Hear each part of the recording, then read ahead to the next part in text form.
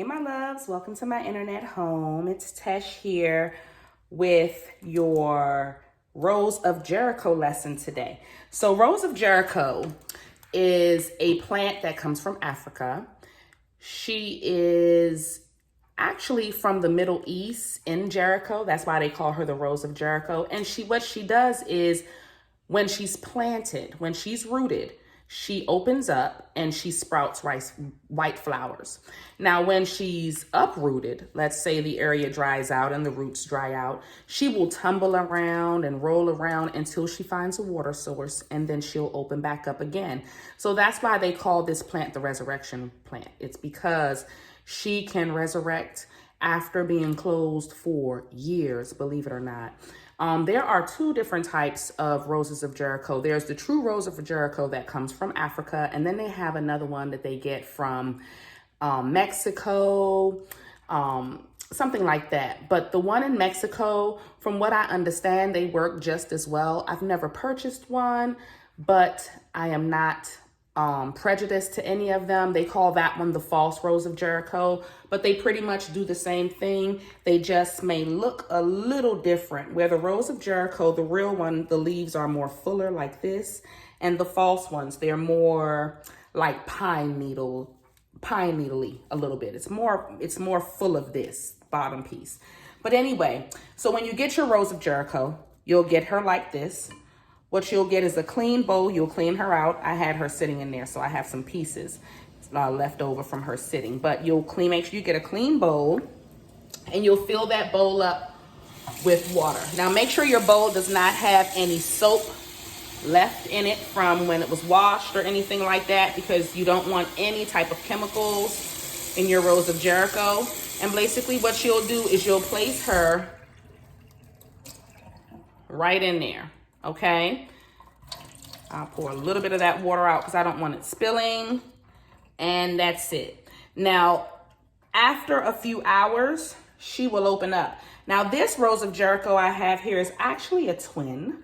There's actually two of them in one there, but once they open up, they will normally look like this baby. Now, this is my baby. I've had her for a few years.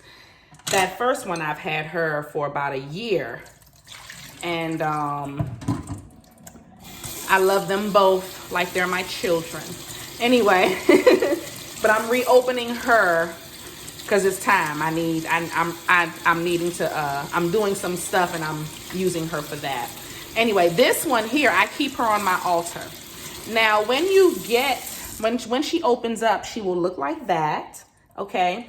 And what you'll need to do about once a week, every 2 weeks, I do this, but some people may do it once a month. It's up to you. Clean her. So you'll take some water, just some cool water, and rinse her out. Get in between the leaves and get all of the stuff that has built up in her, because she can get a little stinky if we don't wash her and keep her clean. You know, this is still a live being here. It's a plant. So we want to make sure that we keep her clean and keep her hydrated and keep her fresh. Now, also with the bowl, you don't want to use anything with soap. So what I would normally do is just take a fresh paper towel and wipe her that way. I don't put the bowl that I'm using for her in the dishwasher or anything, because I don't want any chemicals to harm the Rose of Jericho. So to me, that's the best way to clean her. If you have a good paper towel like I do, you can also use the paper towel to wipe the leaves off if there's any extra debris. Okay, make sure you wipe off all the crystals. Nothing gets washed with soap. You just wipe everything off. Nice and beautiful.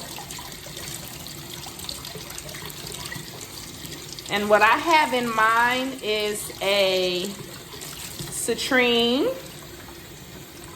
Okay, I have an amethyst and I have an aventurine. All three of these in here.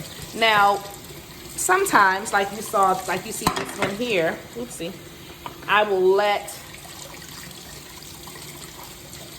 them close. I don't know why I do that, but I do sometimes.